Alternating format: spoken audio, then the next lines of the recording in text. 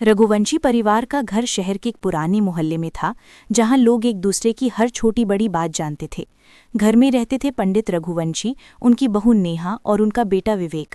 विवेक शहर में बैंक में नौकरी करता था और रोज सुबह जल्दी निकल जाता था। नेहा घर संभालती, बच्चों की देखभाल करती और घर की सारी जिम्मेदारी निभाती। बाहर से सब कुछ सामान्य और शांत लगता था, मगर अंदर की दुनिया में धीरे धीरे तनाव बढ़ने लगा।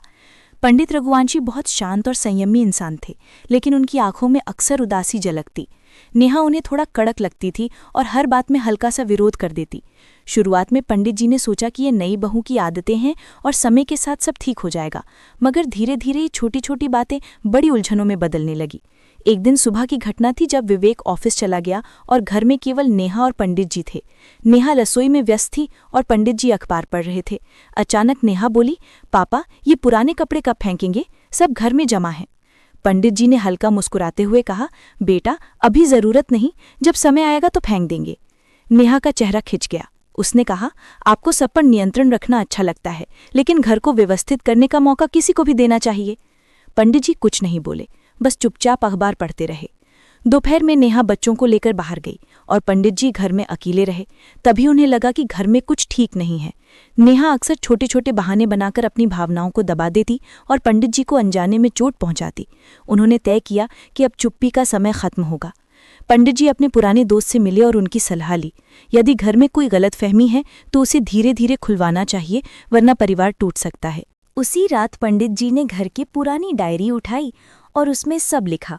उन्होंने लिखा कि कैसे उन्होंने अपने जीवन में हमेशा परिवार को प्राथमिकता दी, कैसे उन्होंने बहू को बेटी की तरह माना और कैसे उनकी खामोशी कभी कभी गलत समझ ली जाती है। अगले दिन नेहा घर लौट आई। पंडित जी ने हल्की मुस्कान के साथ कहा, आज मैं तुम्हारे लिए चाय बनाऊंगा। नेहा ने ताना दिया, आपसे चाय पीने की आदत नहीं है, आप हमेशा सब ठीक करने में लगे रहते हैं। पंडित जी ने शांत रहकर चुप्पी साधी। दिन बीतते गए और घर में धीरे धीरे अजीब सा माहौल बन गया। नेहा अब और खुलकर पंडित जी पर ताने देती, बच्चों के सामने भी। पंडित जी हर बार संयमित रहते, मगर मन ही मन उन्होंने तय किया कि अब सच सामने आएगा। एक दिन पंडित जी ने विवेक को बुलाया और कहा, बेटा, तुम्हें घर में जो कुछ चल रहा है वो सब जानना चाहिए। विवेक चौंक गया। पंडित जी ने उसे पुरानी डायरी दिखाई और सब कुछ पढ़कर समझाया। विवेक समझ गया कि माता पिता की खामोशी कभी कभी गहरी सच्चाई रखती है। अगले दिन सुबह पंडित रघुवंशी ने फैसला किया कि अब चुप नहीं रहना है। उन्होंने नेहा को डाइनिंग में बुलाया और धीरे से कहा, बेटा, मुझे कुछ कहना है। कल तुम बच्चों को पढ़ा रही थी और मैं तुम्हारे शब्द सुन रहा था। मैं समझ गया कि शायद हम दोनों की सोच अलग है। नेहा ने हड़बड़ाकर कहा, पापा, मैं कुछ गलत नहीं कर रही। पंडित जी ने मुस्कुराकर कहा, गलत और सही का फैसला हर कोई अपनी समझ से करता है, मगर तुम्हें जानना चाहिए कि मैं हमेशा तुम्हारे भले के लिए सोचता रहा हूं। नेहा की आंखें खुल गईं। उसने धीरे से कहा, लेकिन पापा, मैं कभी कभी दबाव में कह देती हूं। पंडित जी ने आगे कहा, मुझे पता है बेटा, और यही कारण है कि मैं चुप रहा। मैं चाहता था कि सच अपने आप सामने आए। उसी समय विवेक भी कमरे में आया। उसने देखा कि बेटा और माम के बीच अजीब सा मौन है। पंडित जी ने विवेक को पास बुलाया और कहा, बेटा, अब तुम भी जान लो कि घर में क्या चल रहा था। ये डायरी तुम्हारे लिए है। विवेक ने धीरे से डायरी उठाई और पढ़ना शुरू किया। उसने जाना कि पंडित जी ने सालों तक अपनी भावनाओं को दबा कर रखा ताकि परिवार में शांति बनी रहे। नेहा धीरे धीरे समझ गई कि उसकी हर छोटी छोटी शिकायत पंडित जी के लिए कितनी भारी थी। उसने कहा, पापा, मुझे माफ कर दो, मैंने आपके मन की बात नहीं समझी। पंडित जी ने हाथ हिलाकर कहा, बेटा, भूल जाना, बस अब हम सब मिलकर एक नया सफर शुरू करेंगे। इसके बाद घर में धीरे धीरे माहौल बदलने लगा। नेहा अब अधिक संयमित और समझदार हो गई। उसने बच्चों को पढ़ाते समय भी पिता की सलाह और प्रेम को महत्व देना शुरू किया। विवेक ने देखा कि माँ की आंखों में अब प्रेम और सम्मान की झलक थी। पंडित जी अब शाम को मंदिर जाने के बाद बच्चों और परिवार के साथ चाय पीते। कभी कभी उन्होंने नेहा से पूछा, बेटा, आज दिन कैसा रहा?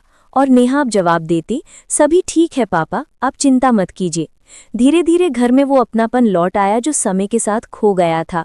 कुछ महीनों बाद पंडित जी ने फैसला किया कि पुरानी गलतफहमी को हमेशा के लिए भुलाया जाएगा और परिवार में खुशियां लौटेंगी। नेहा ने भी अपने मन की सारी शिकायतें डायरी में लिखकर बाहर रख दी और पिता से कहा, अब मैं हमेशा आपके अनुभव से सीखूंगी और परिवार की गरिमा बनाए रखूंगी। विवेक ने मन ही मन सोचा कि पिता की चुप्पी ने उन्हें सबक सिखा दिया कि शब्दों से अधिक कभी-कभी सच की ताकत और खामोशी का संदेश परिवार को जोड़ता है। उस दिन से घर में कभी कोई अनबन नहीं हुई। घर की दीवारों में बस प्रेम और अपनापन झलकता था। पंडित जी ने सोचा, जिस घर में सच्चाई और अपनापन हो वहाँ कोई अंधेरा टिक नहीं सकता। धीरे धीरे मोहल्ले वाले भी देखकर कहने लगे कि रघुवंशी परिवार का घर अब पहले जैसा खुशहाल और शांतिपूर्ण हो गया है। नेहा बच्चों के साथ खेलती, उनके स्कूल की तैयारी में मदद करती और विवेक के साथ शाम की चाय पीती। पंडित जी अब हर दिन यह महसूस करते कि उनकी खामोशी और धैर्य ने परिवार को बचा लिया। अंत में उन्होंने मन ही मन कहा, कभी कभी सच्चाई बोलने के लिए शब्द नहीं चाहिए, बस धैर्य और अपनापन ही काफी है। और सचमुच अब घर में वही अपनापन और प्रेम लौट आया था।